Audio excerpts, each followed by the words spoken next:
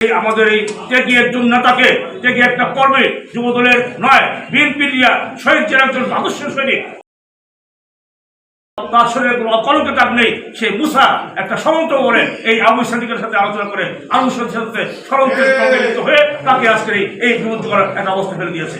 আমরা এটা ভিত চাই।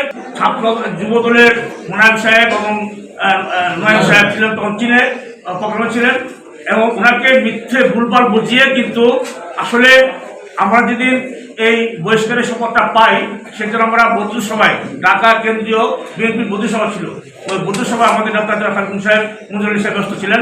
আমরা এবারে গ্রাফ করে আমাদের নেতা জানতাম না, জানি না, আমরা কেউ জানি না। আমরা সংবাদপত্র আমাদের প্রত্যেকে আমরা ইয়াতে পাই, এই যে ভার্চুয়াল প্রোগ্রামে আমাদের মোবাইলে আমরা এই সময়টা পাই, এই সময়টা বহিষ্কার করা হয়েছে। কেন বহিষ্কার করেছে? আমাদের সভা, যে এই কারণে জেলা বিএনপির বক্তব্য যে এটা ষড়যন্ত্রমূলকভাবে এই যে মোহাম্মদ হোসেন চৌধুরীর বিরুদ্ধে একটা ষড়যন্ত্র চক্রান্ত করে তাকে বহিষ্কার করা হয়েছে।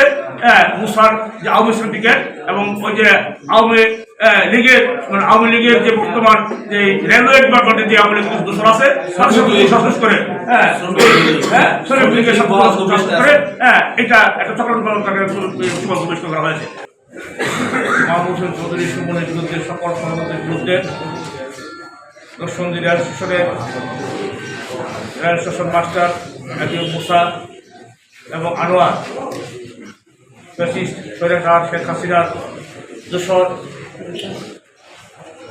এবং এই মুসা এবং আনোয়ারের নেতৃত্বে যে সিন্ডিকেট দর্শনদী রেল স্টেশনে আজকে তাদের কার্যক্রম পরিচালনা করছে, তাদের কার্যক্রমের এহেন দুর্নীতির বিরুদ্ধে প্রতিবাদ করতে গিয়ে আমাদের এই পশ্চিমবঙ্গ আন্দোলনের অন্যতম ছাত্রনেতা, যুবনেতা মোহাম্মদ হোসেন চৌধুরী সুমনের বিরুদ্ধে একটা মধ্য দিয়ে তার বিরুদ্ধে একটা ষড়যন্ত্রমূলক অংশ হিসাবে আজকে আমরা আপনাদের সাথে দাঁড় করিয়েছি।